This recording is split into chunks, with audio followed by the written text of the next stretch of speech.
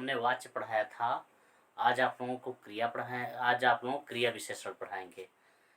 क्रिया विशेषण के बारे में जानने से पहले आप लोगों को बताएं, ये जो भी हम पढ़ा रहे हैं समीक्षा अधिकारी यूपी टीजीटी पीजीटी और केवीएस एनवीएस के टीजीटी पीजीटी और बीपीएससी के टीजीटी पीजीटी के लिए बहुत उपयुक्त रहेगा। बाकी police, UPSI, SSC GD, one रक्षक, इन सब परीक्षाओं के लिए तो महत्वपूर्ण रहेगा ही। अब देखिए, हमने विकार के आधार पर शब्द के दो भेद बताए थे, एक विकारी और एक अविकारी। विकारी शब्द के चार भेद होते हैं: संज्ञा, सर्वनाम, क्रिया, विशेषण। और अविकारी शब्द को अव्यय भी कहा जाता है, जिसके पांच भेद होते हैं। एक होता है क्रिया विशेषण, एक संबंध बोधक, एक समुच्चय बोधक और एक विस्मयादि बोधक और एक निपात होता है। तो पांच भेद होते हैं। तो उसमें देखिए, आपको हम पढ़ाने जा रहे हैं क्रिया विशेषण। सबसे पहले क्रिया विशेषण। क्रिया विशेषण किसे कहा जाता है? तो देखिए, क्रिया विशेषण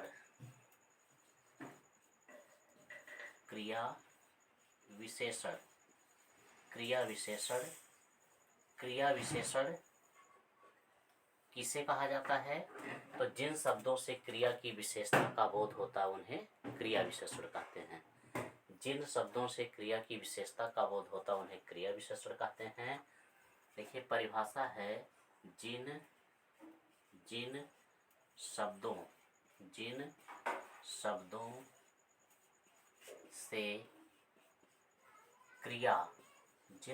से क्रिया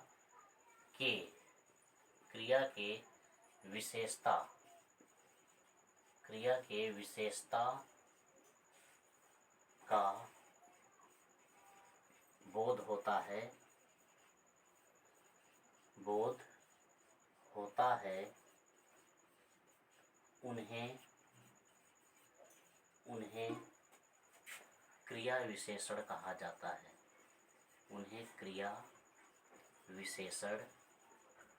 उन्हें क्रिया विशेषण कहा जाता है। उन्हें क्रिया विशेषण कहा जाता है। जैसे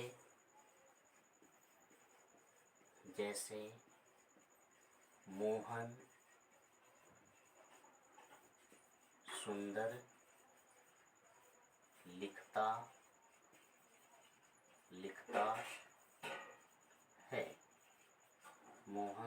लिखता है। मोहन सुंदर लिखता है। अब यहाँ देखिए, मोहन कैसा है ये नहीं दिया गया है।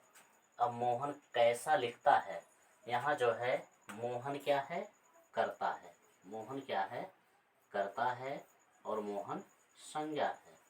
मोहन कर्ता और संज्ञा है। संज्ञा में कौन संज्ञा है? व्यक्तिवाचक संज्ञा है। मोहन क्या करता है? लिखता है। मोहन क्या करता है? लिखता है। तो ये लिखता है क्या है? मुख्य क्रिया। लिखता है क्या है? मुख्य क्रिया और है सहायक क्रिया है। अब मोहन कैसा लिखता है? तो कैसा और कैसी के उत्तर में देखिए, मोहन कैसा लिखता है? तो सुंदर लिखता है। तो सुंदर या क्या है? क्रिया विशेषण। या क्या है? क्रिया विशेषण।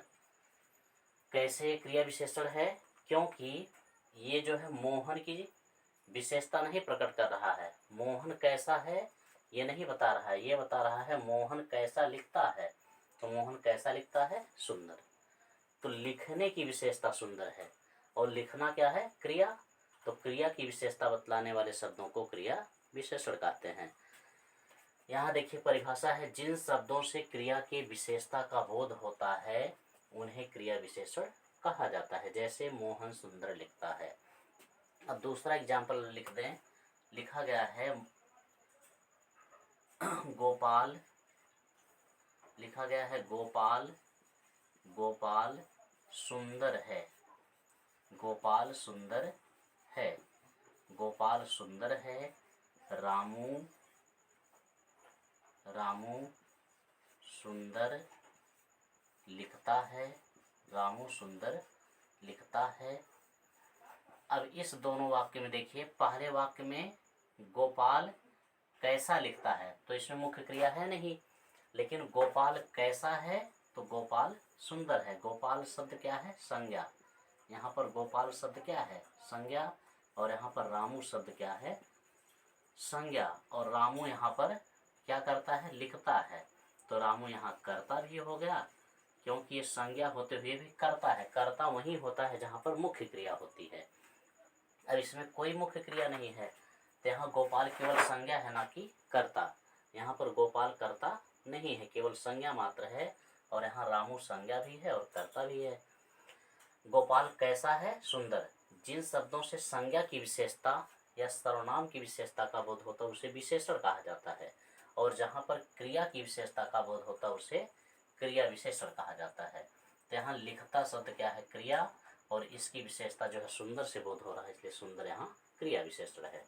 यहाँ सुंदर क्रिया विशेषण है और यहाँ सुंदर क्या है? विशेषण है, क्योंकि सुंदर जो है गोपाल की विशेषता का बोध करा रहा है। तो ये दोनों आपको क्रिया विशेषण समझ में आ गया होगा। आप देखिए क्रिया विशेषण के भेद।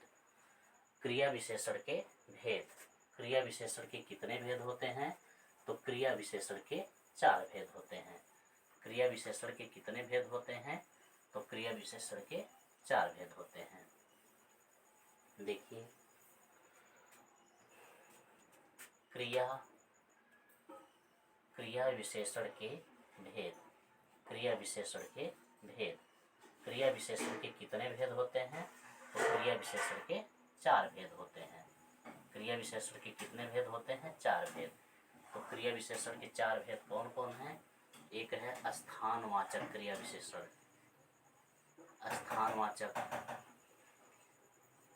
दूसरा है कालवाचक, कालवाचक। और तीसरा है रीतिवाचक, रीतिवाचक। और चौथा है परिमाणवाचक, परिमाणवाचक। क्रिया विशेषण के कितने भेद होते हैं? तो क्रिया विशेषण के 4 भेद होते हैं। एक स्थानवाचक, कालवाचक, रीतिवाचक और परिमाणवाचक। तो यहाँ देखिए, स्थानवाचक क्रिया विशेषण कहाँ होता है? जब क्रिया के स्थान संबंधी विशेषता का बोध होता है तो वहाँ पर स्थानवाचक क्रिया विशेषण होता है। जैसे इधर आओ, इधर आओ, इधर आओ, उधर बैठो, उधर बैठो, उधर बैठो, वहाँ जाओ, वहाँ जाओ, वहाँ जाओ, भीतर रहो, भीतर रहो, बाहर चले जाओ।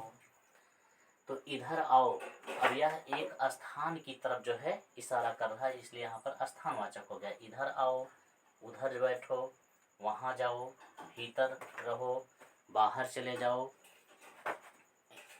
ऊपर चले जाओ, नीचे चले जाओ, ये सब जो है स्थान की तरफ जो है इशारा कर रहा है, इसलिए इसमें स्थानवाचक क्रिया विशेषण है। जब क्रिया के स्थान संबंध, जिन शब्दों से क्रिया के स्थान संबंधी विशेषता का बोध होता है उसे स्थानवाचक क्रिया विशेषण कहा जाता है। जैसे इधर आओ, उधर बैठो, वहाँ जाओ, भीतर रहो, बाहर चले जाओ, ऊपर चले जाओ, नीचे बैठ जाओ, तो ये सब क्या होगा? स्थानवाचक क्रिया विशेषण। दूसरा है कालवाचक क्रिया विशेषण। काल माने क्या होता है? समय। काल कैसा शब्द है? अनेकार्थी शब्द है। काल माने क्या होता है? समय, और काल माने मौत। लेकिन क्रिया विशेषण में काल माने समय। तो जहाँ क्रिया के समय संबंधी विशेषता का बोध होता है वहाँ पर कालवाचक क्रिया विशेषण होता है। जैसे शाम को आना, शाम में, शाम में आना, शाम में आना। सुबह, सुबह जाना, सुबह जाना। या कल आना, कल खेलना, कल खेलना, कल खेलना। आज पढ़ना, आज पढ़ना। वार्षिक, साप्ताहिक, मासिक, खंडमासिक, दैनिक, ये सब क्या होता है? कालवाचक क्रिया विशेषण। जैसे दैनिक समय में रहता है, दैनिक, खंडमासिक, वार्षिक। वार्षिक परीक्षा फल आ गया, वार्षिक परीक्षा हो रही है, खंडमासिक परीक्षा हो रही है, छमाही परीक्षा हो रही है, साप्ताहिक वेतन दिया जाता है, मासिक वेतन दिया जाता है। ये सब जब क्रिया के काल संबंधी विशेषता का बोध हो, वहाँ पर कालवाचक क्रिया विशेषण होता है। जैसे 2 वर्ष में आएगा, 4 वर्ष में जाएगा, 6 माह में पढ़ेगा, 3 माह में आएगा। ये सब क्या हो गया? कालवाचक क्रिया विशेषण। अगला है रीतिवाचक क्रिया विशेषण। रीतिवाचक क्रिया विशेषण में देखिए, जब क्रिया के रीति संबंधी विशेषता का बोध हो, वहाँ पर रीतिवाचक क्रिया विशेषण होता है। जैसे वह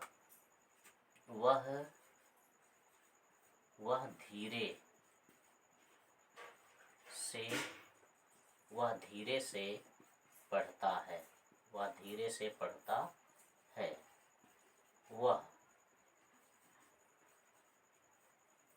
वह धीरे धीरे पढ़ता है। यहाँ देखिए रीतिवाचक क्रिया विशेषण में वह धीरे धीरे पढ़ता है, वह धीरे धीरे पढ़ता है, वह धीरे धीरे पढ़ता है, वह जल्दी जल्दी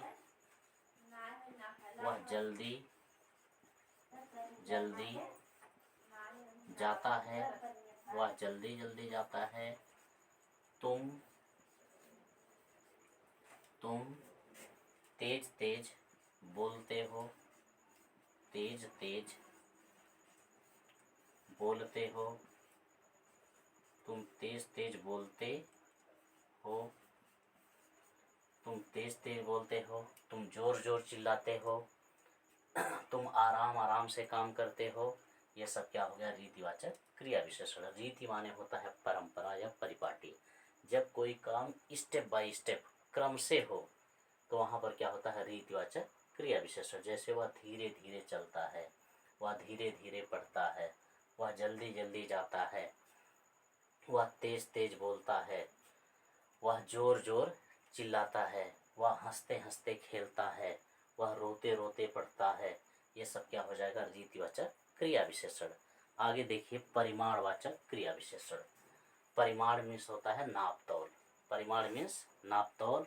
जब नाप तौल संबंधी क्रिया के नाप तौल संबंधी विशेषता का बोध होता है, वहाँ परिमाणवाचक होता है। जबकि क्रिया को नापा तौला नहीं जा सकता है, लेकिन क्रिया के नाप तौल संबंधी विशेषता का बोध होता है, वहाँ पर परिमाणवाचक होता है। जैसे कम बोलो, कम बोलो, कम बोलो। जैसे कम बोलो, धीरे बोलो, धीरे बोलो। थोड़ा खाओ, थोड़ा खाओ, थोड़ा खाओ। आराम से खाओ, जल्दी चलो, आस्ते बोलो या आस्ते आस्ते बोलो। ये सब क्या हो गया? परिमाणवाचक क्रिया विशेषण। तो क्रिया विशेषण इतना ही है। क्रिया विशेषण किसे कहा जाता है? जब क्रिया के विशेषता का बोध होता है उसे क्रिया विशेषण कहते हैं। जिन शब्दों से क्रिया की विशेषता का बोध होता है उन्हें क्रिया विशेषण। क्रिया विशेषण के कितने भेद होते हैं? तो क्रिया विशेषण के 4 भेद होते हैं। एक है स्थानवाचक, फिर कालवाचक, रीतिवाचक, परिमाणवाचक। स्थानवाचक क्रिया विशेषण किसे कहा जाता है? जब क्रिया के स्थान संबंधी विशेषता का बोध होता है उसे क्रिया विशेषण। जैसे इधर आओ, उधर जाओ, वहाँ चले जाओ, यहाँ बैठो, नीचे बैठो, ऊपर जाओ। ये सब स्थानवाचक क्रिया विशेषण। दूसरा है कालवाचक क्रिया विशेषण। कालवाचक क्रिया विशेषण कहाँ होता है? जब क्रिया के समय संबंधी विशेषता का बोध होता है, वहाँ पर कालवाचक क्रिया विशेषण होता है। जैसे कल चले जाना, परसों चले आना, 2 सप्ताह बाद चले जाना, 1 महीने तक काम करना, छमाही परीक्षा देना, साप्ताहिक वेतन प्राप्त करना, तो ये सब दैनिक डायरी तैयार करना, ये सब क्या होता है, कालवाचक क्रिया विशेषण। रीत मीन्स परंपरा या परिपाटी। जब रीतिवाचक क्रिया विशेषण का होता है, जब हम किसी को रीति यानी कि स्टेप बाय स्टेप क्रम से करते हैं, वहाँ पर रीतिवाचक क्रिया विशेषण होता है। जैसे वह धीरे धीरे पढ़ता है, वह जल्दी जल्दी जाता है, वह तेज तेज बोलता है, तुम जोर जोर चिल्लाते हो, तुम आस्ते आस्ते काम करते हो, वह हंसते हंसते पढ़ता है, वह रोते रोते गिर पड़ता है। ये सब क्या हो गया, रीतिवाचक क्रिया विशेषण। परिमाणवाचक क्रिया विशेषण। परिमाण माने होता है नाप तौल। जब क्रिया के नाप तौल संबंधी विशेषता का बोध होता है, वहां पर परिमाणवाचक क्रिया विशेषण होता है। जैसे धीरे से बोलो, कम खाओ, कम बोलो, थोड़ा सा ले लो, थोड़ा खाओ, तो ये सब क्या हो जाता है, परिमाणवाचक क्रिया विशेषण। इसके आगे है संबंधवाचक विशेषण। इसके आगे है संबंधवाचक अव्यय। अगला है क्रिया विशेषण के बाद संबंधवाचक अव्यय। यानी कि अव्यय के कितने भेद होते हैं, 5, या आविकारी शब्दों के कितने भेद होते हैं, 5। तो पहला था क्रिया विशेषण, दूसरा है संबंध बोधक अव्यय, दूसरा है संबंध बोधक अव्यय, दूसरा संबंध बोधक अव्यय है। संबंध बोधक अव्यय किसे कहा जाता है, जब किसी शब्द से दो वाक्य, दो उपवाक्य या दो संज्ञा, दो सर्वनाम में जिन शब्दों से संबंध स्थापित किया जाता है उसे संबंध बोधक अव्यय कहते हैं। देखिए परिभाषा है, जिन शब्दों से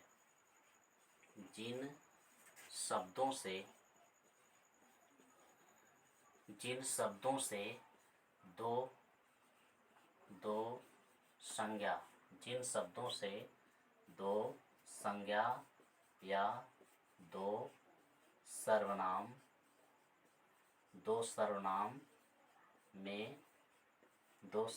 में संबंध स्थापित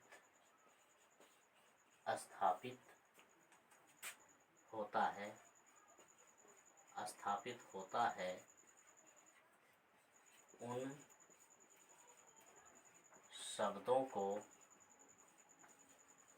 शब्दों को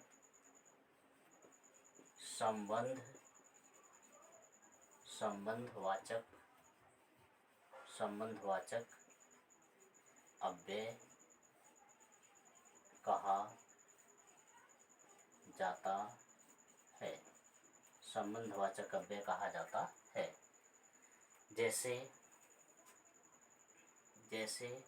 रा, री, रे, का, की, के आदि, ये सभी संबंध है। जैसे देखिए वह मेरी घड़ी है, वह मेरी घड़ी है।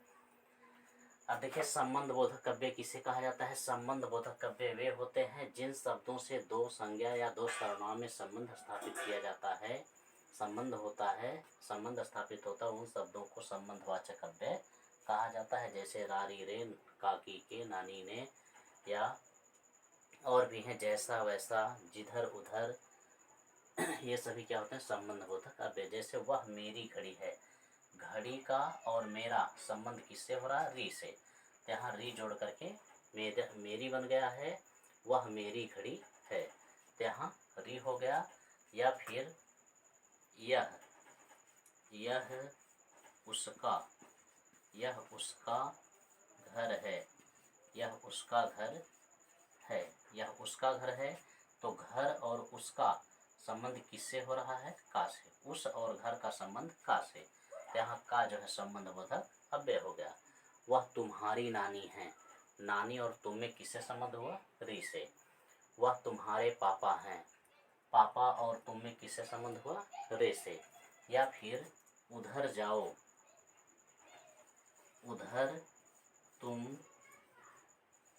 उधर तुम जाओ, उधर तुम जाओ जिधर से आए हो, जिधर से आए हो, उधर तुम जाओ जिधर से आए हो। तो यहाँ जो है उधर और जिधर ये संबंध बोधक अव्यय हो गए। जैसा पढ़ोगे वैसा फल पाओगे, तो जैसा वैसा संबंध बोधक अव्यय हो गए। वह मेरी घड़ी है, यहाँ देखिए वह मेरी घड़ी है, यहाँ री से घड़ी और मेरे में संबंध हुआ। वह उसकी कलम है, तो कलम और उसमें संबंध हो गया। तो संबंध बोधक अव्यय आप लोगों को समझ में आ गया होगा। कल जो है समुच्चय बोधक अव्यय पढ़ाएंगे, इसके बाद विस्मयादि बोधक और निपात। आज के लिए इतना ही, धन्यवाद।